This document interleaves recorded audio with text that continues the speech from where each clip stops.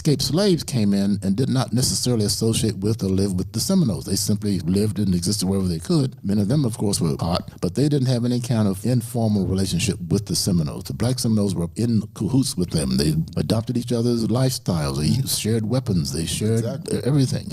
But escaped slaves were not a part of that. And then on top of that, I'm sorry, you also got the Geeches who were here. That's another totally different group of blacks in Florida. I want to ask you about that. Before you mention the Geeches, let's go back to our connection with the Geeches. Do you remember John on Long Island? You help me with that. Okay.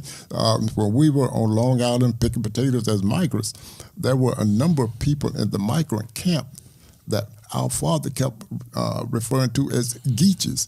We didn't know at the time, we were boys, we didn't know what a Geechee was. Now as a grown man, as we look back over history, come to find out the Geechees are from the Gullah community. That's correct. Living off of the east coast of Georgia, South Carolina. They lived on the Barrier Islands off the Carolinas and off Florida. These were people who had been formerly slaves. Right. But who managed to take control of the environment in which they were living. The white people left. The Civil War was one reason why the plantations on those islands were abandoned. So the Civil War happens. You have these black slaves living on these barrier islands. The war disrupts everything. The masters are gone. And all of a sudden slaves have, hey, there's no boss man. And the boss man never comes back out to those islands. So the culture among the Geeches evolves as a separate entity from what African Americans were experiencing on the plantations on the mainland, what black Seminoles were experiencing.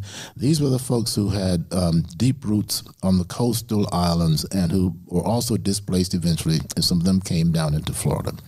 That's a totally different group, though, from escaped slaves that we're talking about. Just to clear things up, because we're talking history here, and we're also trying to relate this to present day. In the same area that we're talking about, where the Gula people live today in South Carolina, we now have